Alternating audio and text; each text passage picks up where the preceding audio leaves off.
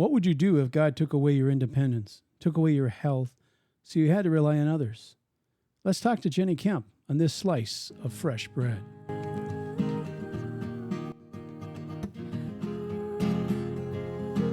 Welcome to Fresh Bread, a podcast ministry of Grace Bible Church Gainesville with Pastor Keith and Pastor Brandon.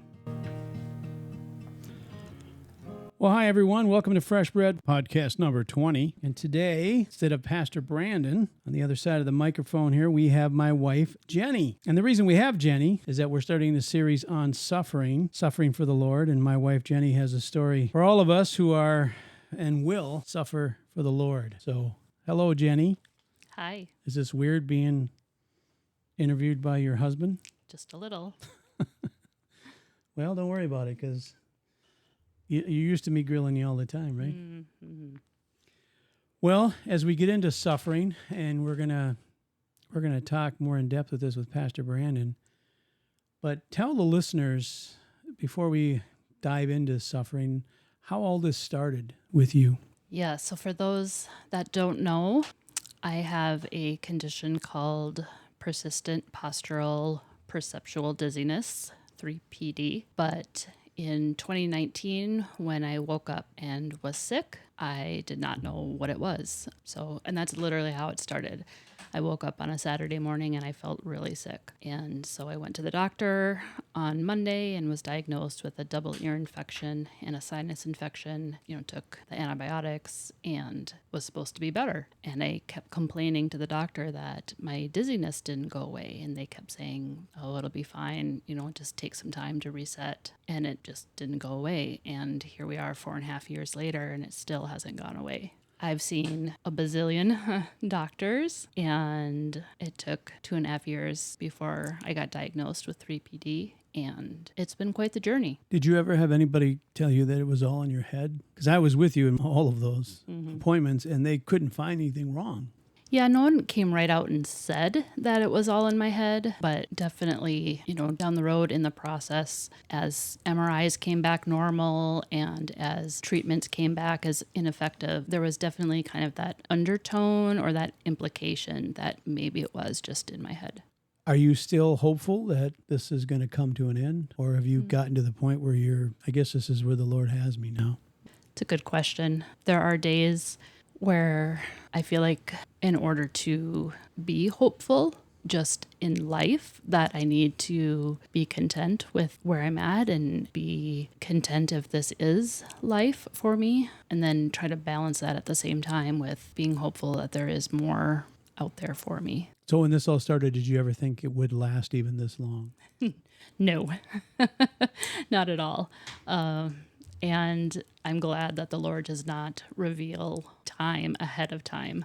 I remember being about 3 weeks in, and it was the middle of the night, and I couldn't sleep, and I was very, very, very despondent, and just like, Lord, I can't take another day of this. And so if I had known after 3 weeks that it would be 4.5 years, I don't think I ever would have gotten out of bed. So no, I didn't think it would last this long, and I am grateful that I didn't know. I think unless you go through something, you can't really understand what someone's going through. But we had so many people saying, it's gonna get better. Don't worry about it. And we kept hoping for that too. And then as time went on, it wasn't really getting better. Mm-hmm.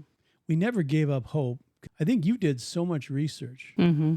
And this is even before COVID. It was a little bit rushed. Like you would only get 20 minutes or so with a doctor, and they look at you and they go, try this. And then you try it and then it didn't work, come back and they say, try this. And so and then after a while they ran out of everything. Mm-hmm. Yeah, that's true. And I did have people say, well, maybe you just need to accept this as God's will for your life. And I just never felt like that was his answer for me. I never felt like I needed to stop trying.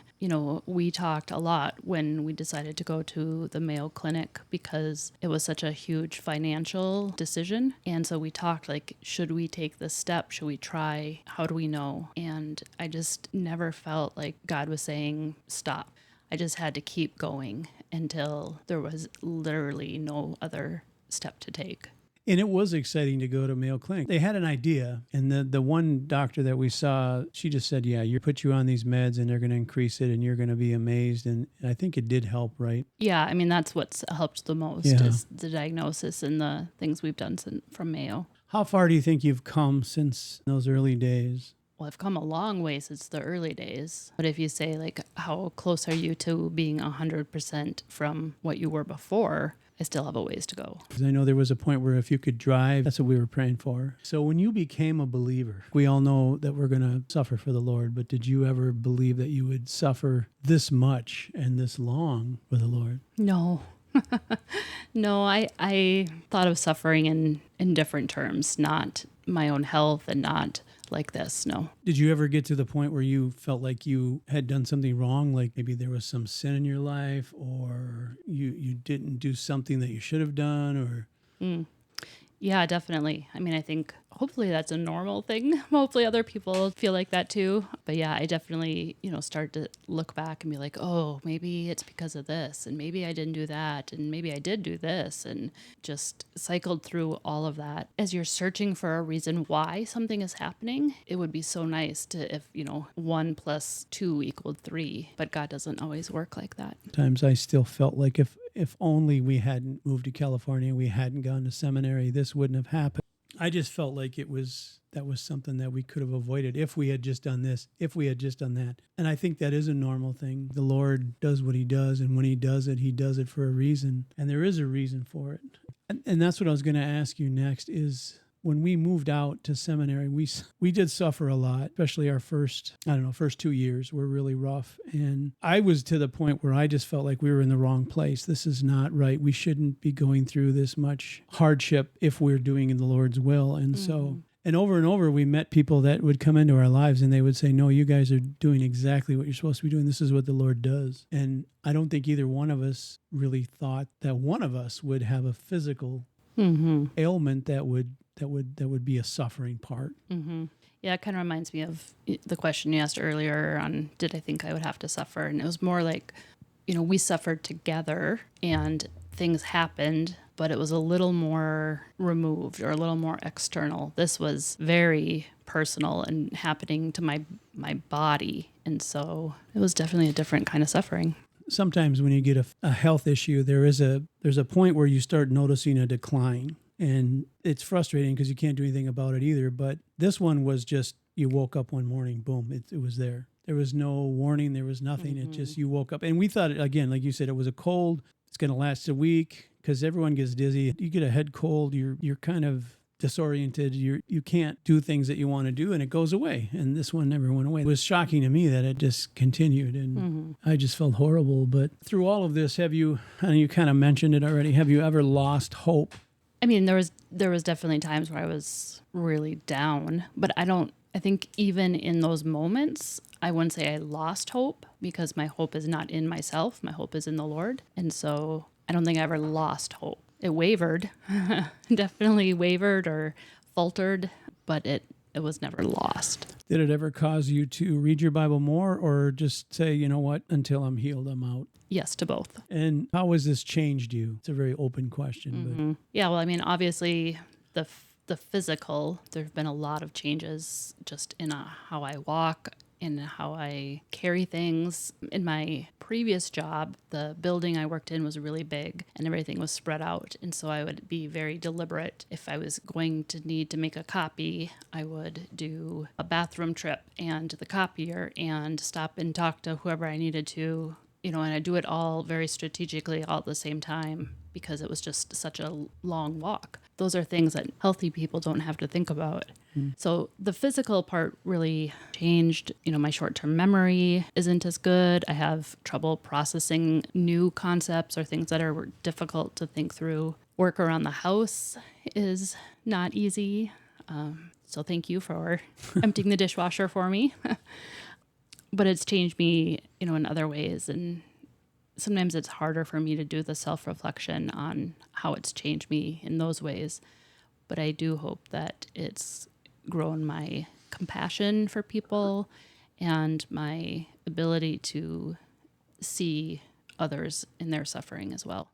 Yeah, I can see that in you. But I think it's made both of us, we really understand health issues in people far more. Mm-hmm. And the change that's happened to me by being with you going through this is that I have, and you married a very self-centered guy, and it's how do I make your life better? And I think moving in the Florida here, it's helped you be a little more independent as well. As far as the change in you has been amazing to see. That's more on our radar now than it was before. We didn't think of it that way. Somebody suffering for the Lord. First thing in my instincts, and it still is I want to take that suffering away.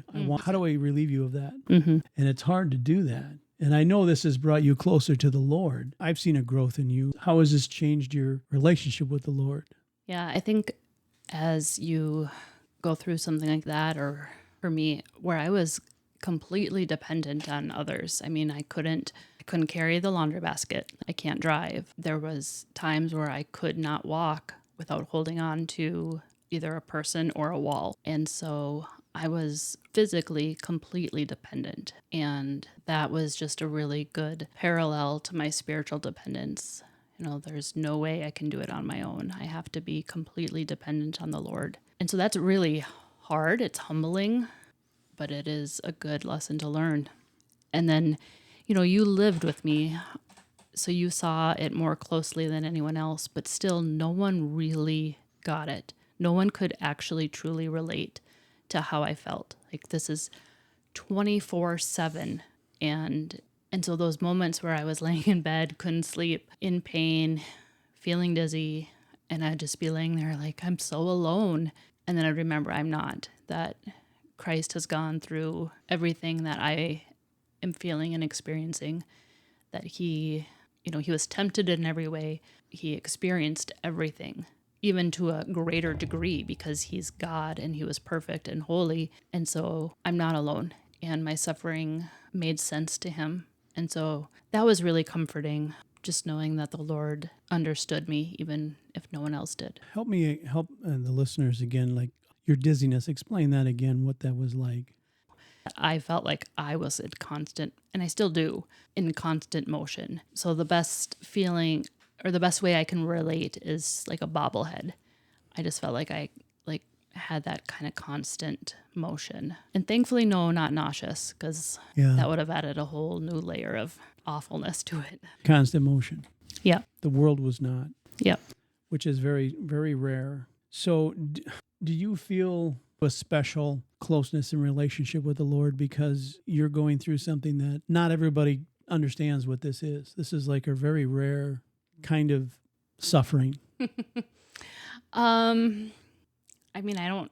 I don't try to think of it that way. There were times where I'd be like, God, I wish you didn't think that I was so special. I wish that I didn't have this gift of suffering that you have given me. So more in a jovial or a complaining kind of way, not like, oh wow, God's really got something great for me because he's chosen me for this, or I'm really special because no one else has this. Like, I don't think of it that way. Did you ever think it was your husband's fault because the Lord has called him into ministry, and so? I never thought it was your fault. Let's just be so publicly clear with that. I know this might jump the gun a little bit, but it was really interesting. It was really interesting getting this while you were in ministry. And here we were at this little church, and you were serving, and I was supposed to be alongside serving with you. And I felt like I had just been sidelined completely, and I did not understand why. I didn't get that. I'm like, supposed to be your teammate, and I'm, supposed to be wanting to do ministry alongside you and wanting to be involved with church. And yeah, that was hard. Yeah, and I think for both of us, what we went through, in California, we haven't shared. I've shared with some of the guys a lot of what went through with COVID, and Pastor Mark going home to be with the Lord was a huge, devastating moment in our lives together. And then to go through all of that, and then things happening there that weren't great. And so we decided to leave. And there was a point where I had decided, again, me making decisions, but let's just get out of ministry. Let's just see if that helps you get better. I actually thought maybe once we got out of ministry, you would actually get better. And I don't know if it's a spiritual battle or whatever it is, but of course we did get out of it for a while, and then the Lord called us here.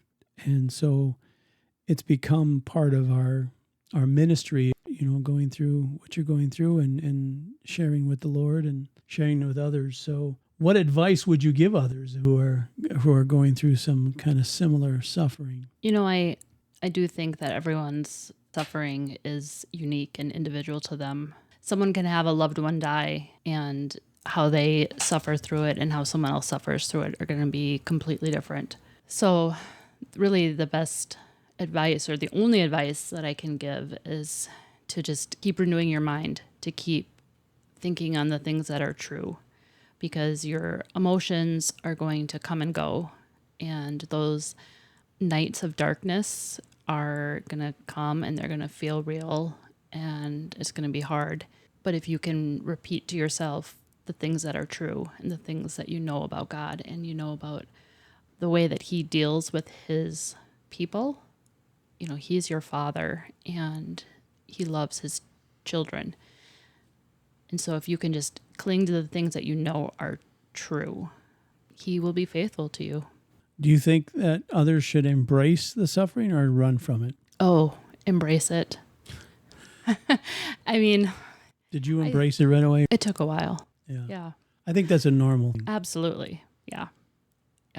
Yeah. I think when you can separate your emotions and try to think rationally, which takes time for sure, then you can say that you're choosing to not run. Because if you run, it's just going to make it longer and harder, because God's not going to let you go. He's not going to be like, oh, look, they escaped. I guess we'll wait to do the suffering some other time. He's going to be like, nope, you're going into the belly of the whale, and then you're going to do what I called you to do no matter what. Has it helped you that the Bible is full of stories of the men and women suffering? Yes. That's been kind of a rock for you. Yeah. Yep, absolutely. Yeah. I mean, the Psalms are beautiful, and that's what I love about the Bible, is it's so honest.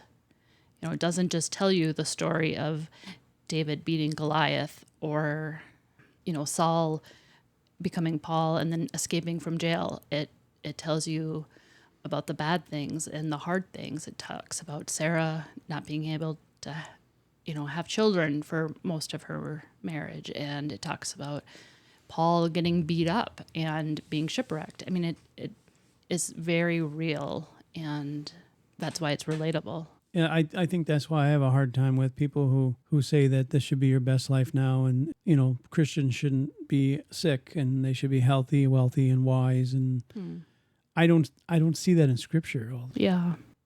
Has anybody ever said, have you ever gone to a healing service, or have you ever tried this or that? Or you just need to have more faith? That's kind of what I was, yeah. That's usually what they say when you're not healed, right? Right. I don't think anyone ever said it in such direct terms, although I did have someone suggest that elders pray for me and anoint me with oil, which maybe that could be another podcast. Is that really what? Yeah, we can talk about that. Yeah. So no one ever came right up and said, like, you must not be doing things right because you're still sick.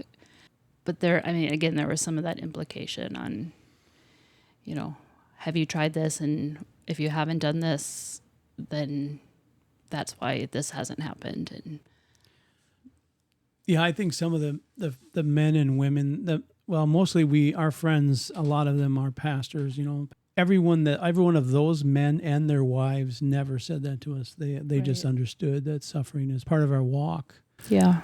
Our family members, I think, were confused at first, because if you're Christians, especially our non-believing family members, were kind of confused.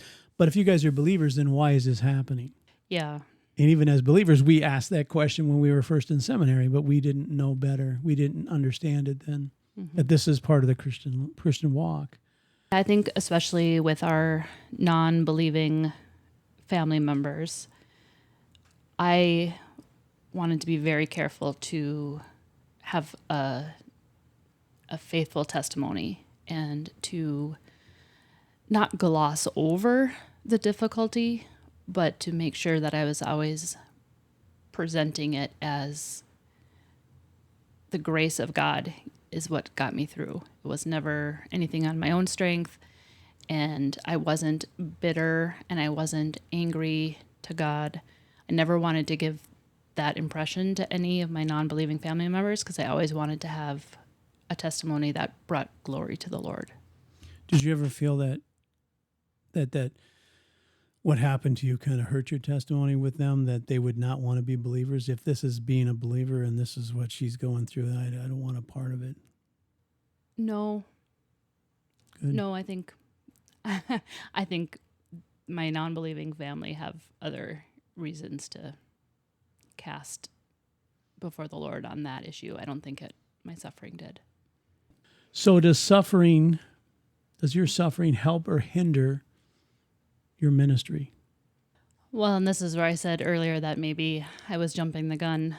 And honestly, that's probably been the hardest part, because I feel like I couldn't do ministry and didn't have ministry. And so from my perspective, I say it's hindered, but only the Lord knows.